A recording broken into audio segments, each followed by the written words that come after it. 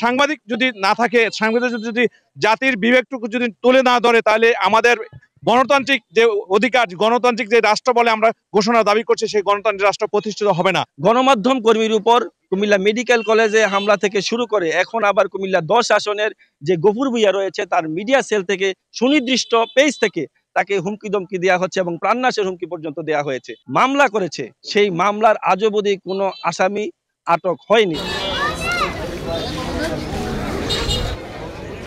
আজকে আমরা এখানে আমাদের এক সহকর্মী জুলুমবাজ যখনই তাদের বিপক্ষে যায় তখনই সাংবাদিককর্মীরা বা আমরা তাদের রোষানলে পড়তে হয়। এটা আমরা এই সাংবাদিকতা করতে গিয়ে আমি নিজেও কয়েকবার হামলার শিকার হয়েছি। যা দেখেছি, গণমাধ্যম কর্মীরা দেশ স্বাধীন হওয়ার পর থেকে আজ পর্যন্ত কখনোই স্বাধীনভাবে কাজ করতে পারিনি। তারই ধারাবাহিকতা আমরা ভেবেছিলাম 5ই আগস্টের পরবর্তী সময়ে এর ব্যতিক্রম কিছু হবে এবং সংস্কার আইন থেকে শুরু করে সাংবাদিক সুরক্ষার আইন হবে। আমরা সেটি হতাশ। বর্তমান সরকারকে বলবো, আপনাদের যদি সময় সুযোগ থাকে, সময় সংকীর্ণতা রয়েছে, তারপরও সাংবাদিকদের জন্য বিগত দিন থেকে আজকে পর্যন্ত তেমন কিছুই হয়নি এদেশে। উল্লেখযোগ্য এমন কিছু করে যান যেন অন্তত স্মৃতি হিসেবে থাকে যে সাংবাদিকদের জন্য সাংবাদিক বান্ধব কেউ এদেশে ক্ষমতায় এসেছিল।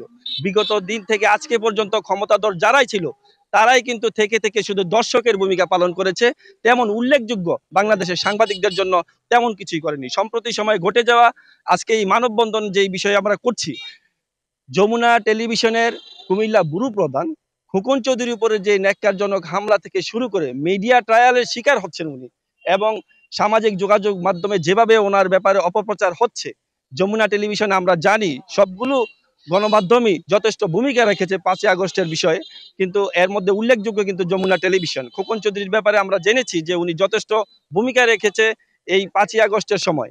সেই গণমাধ্যম কর্মীর উপর কুমিল্লা মেডিকেল কলেজে হামলা থেকে শুরু করে এখন আবার কুমিল্লা 10 আসনের যে গফুর ভূঁইয়া রয়েছে তার মিডিয়া সেল থেকে সুনির্দিষ্ট পেজ থেকে তাকে হুমকি দমকি দেওয়া হচ্ছে এবং প্রাণনাশের হুমকি পর্যন্ত দেওয়া হয়েছে। তিনি এই বিষয়ে মামলা করেছে, সেই মামলার আজও অবধি কোনো আসামি আটক হয়নি, যেটি অত্যন্ত দুঃখজনক গণমাধ্যম কর্মীদের জন্য এবং গণমাধ্যমের জন্য। আমি মনে করি এটি একটি হুমকি এবং এটি একটা মেসেজ যে গণমাধ্যম কর্মীদের সামনের ভবিষ্যৎ অন্ধকার।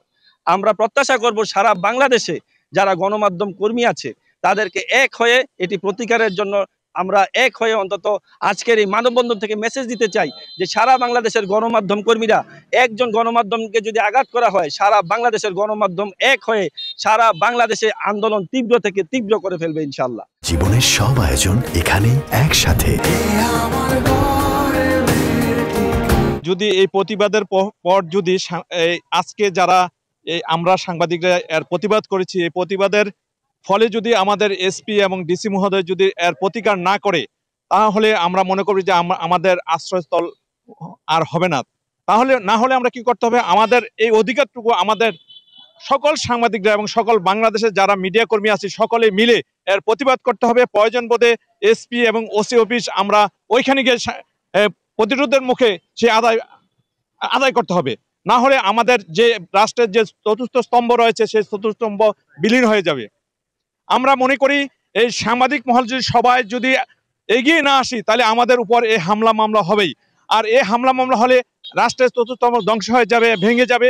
আমরা মনে করি বর্তমান সরকার যে রয়েছেন ওনারা সংস্কারে বিশ্বাসী এবং রাষ্ট্রে আমাদের যে সাংবাদিক যে নিরাপত্তা বিধান করার জন্য একটা সংস্কার কমিটি করেছেন, এই সংস্কার কমিটি যদি অচিরে আলোর মুখ না দেখে, তাহলে সাংবাদিক সমাজ, এদেশের সাংবাদিক যদি না থাকে, সাংবাদিক যদি জাতির বিবেকটুকু যদি তুলে না ধরে, তাহলে আমাদের গণতান্ত্রিক যে অধিকার, গণতান্ত্রিক যে রাষ্ট্র বলে আমরা ঘোষণা দাবি করছি, সেই গণতান্ত্রিক রাষ্ট্র প্রতিষ্ঠিত হবে না। তাই আমাদের দাবি একটাই দাবি, রাষ্ট্রের যে চতুর্থ এই চতুর্থ সাংবাদিকদের যে দাবিগুলা তারা নির্যাতিত নিপীড়িত তাদের গুলাকে প্রতিবাদ করে এবং তাদেরকে সেই সন্ত্রাসীদেরকে ধরে এনে তাদের দাবিগুলোকে তুলে ধরতে হবে।